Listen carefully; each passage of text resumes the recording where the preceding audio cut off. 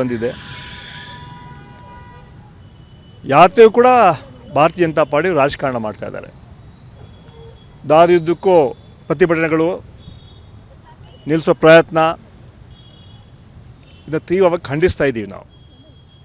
ನಿನ್ನೆ ಕೂಡ ದೇವಸ್ಥಾನಕ್ಕೆ ಹೋದರೂ ಕೂಡ ಅಲ್ಲೂ ಕೂಡ ಹೋಗದೆ ಏನು ಭಾರತೀಯ ಜನತಾ ಪಾರ್ಟಿಯ ಸರ್ಕಾರ ನಿಜವಾಗ್ಲೂ ಅದನ್ನು ನಾವು ಪ್ರತಿಯೊಬ್ಬರು ಕೂಡ ಅದನ್ನು ವಿರೋಧಿಸಬೇಕು. ದೇವಸ್ಥಾನ ಕೂಡ ರಾಜಕಾರಣ ಮಾಡೋಕ್ಕೆ ಹೊರದಂತಹ ಭಾರತೀಯ ಜನತಾ ಪಾರ್ಟಿಗೆ ನಾಚಿಕೆ ಆಗಬೇಕು. ಆ ಹಿನ್ನೆಲೆಯಲ್ಲಿ ಇವತ್ತು ನಾವು ರಾಜ್ಯಾದ್ಯಂತ ಪ್ರತಿಭಟನೆ ಹಮ್ಮಿಕೊಂಡಿದ್ದೀವಿ. ಇದ್ರ ಮೂಲಕ ಒಂದು ದೇಶಕ್ಕೆ ರಾಜ್ಯಕ್ಕೆ ಒಂದು ಸಂದೇಶ ಹೋಗಬೇಕು. ನ್ಯಾಯ ಯಾತ್ರೆ ಏನು ರಾಹುಲ್ ಗಾಂಧಿ ಹೊರಟರು, ಅದರಲ್ಲಿ ಸಮಾಜವನ್ನು ಒಗ್ಗೂಡಿಸುವಂಥ ಏನು ಚಿಂತನೆ ಇತ್ತು. ಯಾಕಂದರೆ ಭಾರತೀಯ ಜನತಾ ಪಾರ್ಟಿಯವರು ಸಮಾಜ ಹೊಡೆಯುವಂಥ ಕೆಲಸ ಮಾಡ್ತಾರೆ, ರಾಹುಲ್ ಗಾಂಧಿಯವರು ಸಮಾಜವನ್ನು ಒಗ್ಗೂಡಿಸುವಂಥ ಕೆಲಸ ಮಾಡ್ತಾರೆ. ಮೊಹಬ್ಬತ್ಗೆ ದುಕಾನ್ ಖೋಲೆಂಗೆ ಅಂತ ಹೇಳಂತಹ ಘೋಷಣೆ ಮೂಲಕ ಯಾತ್ರೆ ಹೊರಟಿದೆ. ಅದರಿಂದ ನಡುಕು ಉಂಟಾಗಿದೆ. ಯಾಕಂದರೆ ಬರ್ತಾ ಇದೆ, ಜನ ಕಾಂಗ್ರೆಸ್ ಪಕ್ಷಕ್ಕೆ ಆಶೀರ್ವಾದ ಮಾಡ್ತಾರೆ.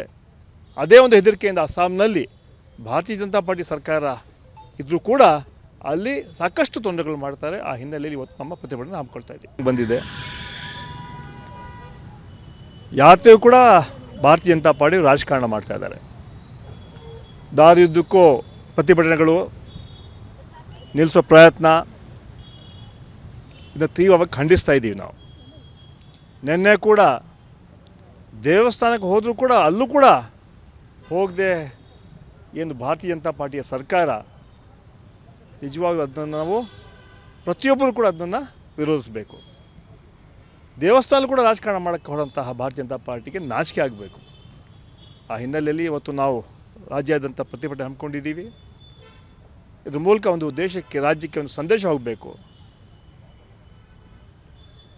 ನ್ಯಾಯ ಯಾತ್ರೆ ಏನು ರಾಹುಲ್ ಗಾಂಧಿ ಹೊರಟರು, ಅದರಲ್ಲಿ ಸಮಾಜವನ್ನು ಒಗ್ಗೂಡಿಸುವಂಥ ಏನು ಚಿಂತನೆ ಇತ್ತು. ಯಾಕಂದರೆ ಭಾರತೀಯ ಜನತಾ ಪಾರ್ಟಿಯವರು ಸಮಾಜ ಹೊಡೆಯುವಂಥ ಕೆಲಸ ಮಾಡ್ತಾರೆ, ರಾಹುಲ್ ಗಾಂಧಿಯವರು ಸಮಾಜವನ್ನು ಒಗ್ಗೂಡಿಸುವಂಥ ಕೆಲಸ ಮಾಡ್ತಾರೆ.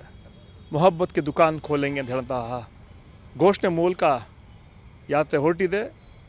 ಅದರಿಂದ ನಡುಕು ಉಂಟಾಗಿದೆ. ಯಾಕಂದರೆ ಬರ್ತಾ ಇದೆ, ಜನ ಕಾಂಗ್ರೆಸ್ ಪಕ್ಷಕ್ಕೆ ಆಶೀರ್ವಾದ ಮಾಡ್ತಾರೆ. ಅದೇ ಒಂದು ಹೆದರಿಕೆಯಿಂದ ಅಸ್ಸಾಂನಲ್ಲಿ ಭಾರತೀಯ ಜನತಾ ಪಾರ್ಟಿ ಸರ್ಕಾರ ಇದ್ದರೂ ಕೂಡ ಅಲ್ಲಿ ಸಾಕಷ್ಟು ತೊಂದರೆಗಳು ಮಾಡ್ತಾರೆ. ಆ ಹಿನ್ನೆಲೆಯಲ್ಲಿ ಇವತ್ತು ನಮ್ಮ ಪ್ರತಿಭಟನೆ ಹಮ್ಮಿಕೊಳ್ತಾ ಇದ್ದೀವಿ. ಅನುಕ್ಷಣದ ಸುದ್ದಿಗಳಿಗಾಗಿ ವಿಸ್ತಾರ ನ್ಯೂಸ್ ಯೂಟ್ಯೂಬ್ ಚಾನೆಲ್ ಸಬ್ಸ್ಕ್ರೈಬ್ ಮಾಡಿ. ಹೊಸ ಸುದ್ದಿಗಳ ನೋಟಿಫಿಕೇಶನ್ಗಾಗಿ ಬೆಲ್ ಐಕಾನ್ ಕ್ಲಿಕ್ ಮಾಡಿ.